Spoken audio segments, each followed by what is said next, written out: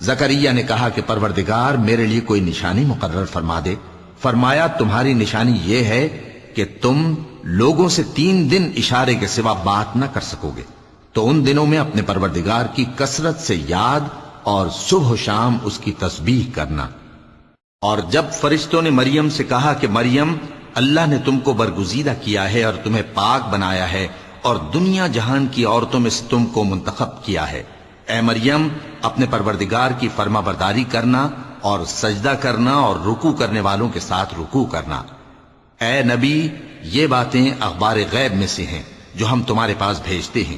اور جب وہ لوگ اپنے قلم بطور قرعہ ڈال رہے تھے کہ مریم کا کفیل کون بنے، تو تم ان کے پاس نہیں تھے، اور نہ اس وقت ہی ان کے پاس تھے جب وہ آپس میں جھگڑ رہے تھے۔ وہ وقت بھی یاد کرنے کے لائق ہے جب فرشتوں نے مریم سے کہا کہ مریم، اللہ تم کو اپنی طرف سے ایک کلمے کی بشارت دیتا ہے جس کا نام مسیح اور مشہور عیسیٰ ابن مریم ہوگا، اور جو دنیا اور آخرت میں آبرو مند اور مقربین میں سے ہوگا۔